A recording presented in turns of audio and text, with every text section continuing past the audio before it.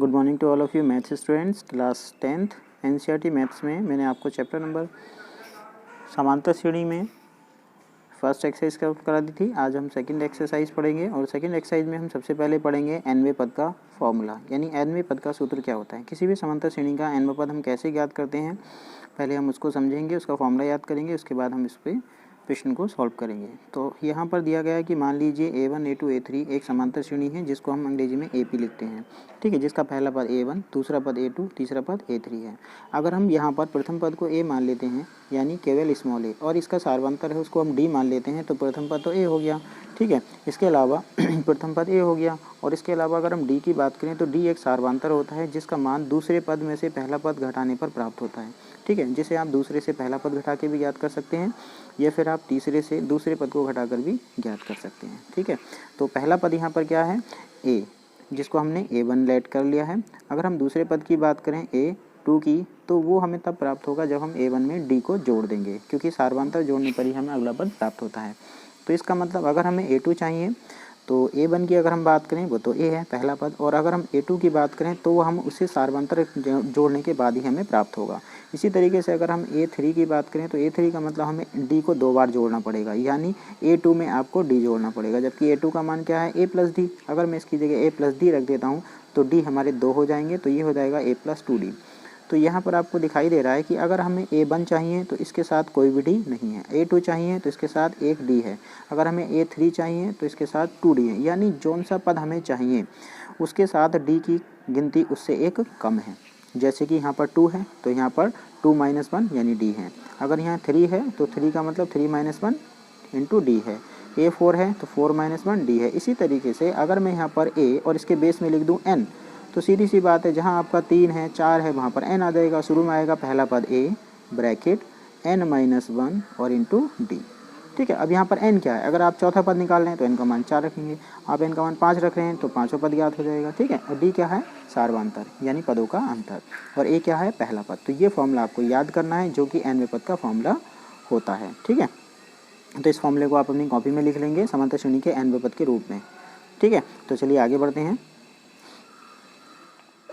Exercise 5.2 प्रश्न में दे रखा है निम्नलिखित सारणी में रिक्त स्थानों को भरिए और जहां AP का प्रथम पद A और सार्वंतर D हो और nवां पद AN हो।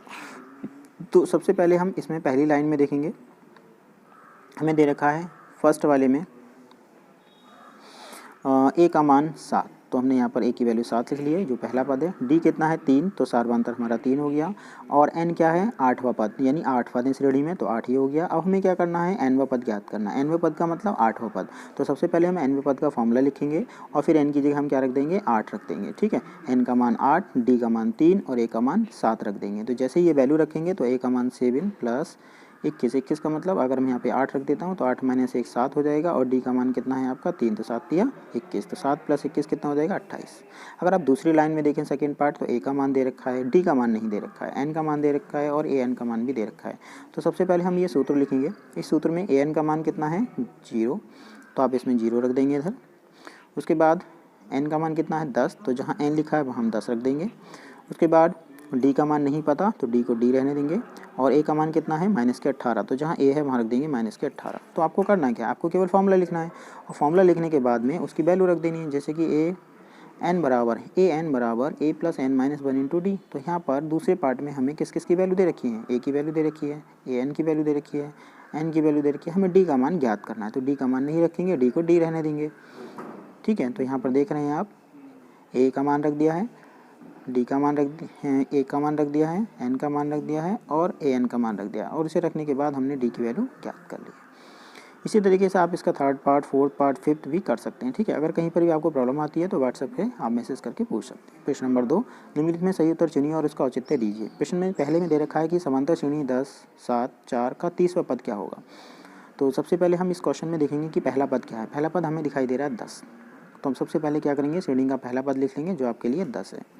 फिर आप देखें अंतर कितने का चल रहा है, हर बार इसमें से 3 माइनस होता चल रहा है। इसका मतलब अगर हम दूसरे पद में से पहले पद को घटा देते हैं तो हमें सार्वंतर इन D का मान मिलेगा, वो है आपका -3, ठीक है। और N यानी 30वां पद, तो N का मान हो गया 30। अब हमें क्या करना है, 30वां पद ज्ञात करना है। तो फॉर्मूला क्या लिखेंगे, AN यानी 30वां nवां पद बराबर A plus N minus 1 into D। अब आप A का मान क्या रखेंगे 10, n का मान क्या रखेंगे 30, d का मान क्या रखेंगे -3 और इसे सॉल्व कर देंगे। ठीक है, इसे सॉल्व करने पे हमें जो आंसर प्राप्त होगा वही आपका इसमें ऑप्शन में मैच हो जाएगा। ठीक है, तो ये थी 5.2 एक्सरसाइज जिसको आप इसे देख के सॉल्व कर सकते हैं। ठीक है, इसके मान रखिए, इसमें सॉल्व कर लेंगे और ए का जो भी आंसर होगा वो प्राप्त हो जाएगा। चलिए मैं इसको एक बार पूरा सॉल्व कर देता हूँ। देखिए जैसे कि अभी हमने ए एन यानी ए 30 पद हमें निकालना है, तो ए का मान कितना है 10 प्लस एन माइनस एन मतलब 30, तो 30 माइनस 1 यानी 29, फिर मल्टीप्लाई डी का मान कितना है, डी का मान है -3, तो हम -3 से इसमें गुणा कर देंगे। तो ये हो जाएगा हमारा 10 माइनस 3 27, 2 3 दूनी 6 और 2 8, ये हो जाएगा आपका 10 माइनस के 27, तो ये हो जाएगा माइनस के 77। ठीक है, तो -77 आपको यहाँ दिखाई दे रहा है ऑप्शन में, कहाँ पर है, ये सी ऑप्शन, तो इसी ऑप्शन इसका हो जाता है। इसी तरीके से इसका सेकंड पार्ट आप खुद करेंगे HW में। ठीक है, डू योर सेल्फ, ठीक है, स्वयं करना है। प्रश्न नंबर 3 में लिखा है निम्नलिखित समांतर श्रेणी में रिक्त स्थानों को पदों को ज्ञात कीजिए। ठीक है, हमें क्या करना है, इन पदों को ज्ञात करना है। अगर ये समांतर श्रेणी है तो हम इन्हें ज्ञात करेंगे। देखिए किस तरीके से, अब मैं यहाँ पे पहले सवाल में 3 पद दे रखे हैं और हम जानते हैं A1 यहाँ पर कितना है, A1 है यहाँ पर 2 और A2 कितना है, A2 हमें नहीं पता, तो A2 को हम A2 ही रहने देंगे। और A3 का मान कितना है, A3 का मान है आपका 26 और हम जानते हैं समांतर श्रेणी में जो सार्वंतर होता है वो सभी का बराबर होता है। इसका मतलब पहले हम A2 में से A1 को माइनस कर देंगे तब हमें D प्राप्त होगा, और अगर हम A3 में से A2 को माइनस कर देंगे तब भी हमें D प्राप्त होगा, जो दोनों आपस में क्या होंगे, बराबर होंगे। तो इसलिए हम क्या कर सकते हैं इस क्वेश्चन में कि D का मान हम 2 बार ज्ञात करेंगे और दोनों ही मान बराबर रख देंगे क्योंकि ये समांतर श्रेणी है। तो D बराबर D, एक D निकाल सकते हैं हम A2 माइनस A1 करके और एक D निकाल सकते हैं हम A3 माइनस A2 करके।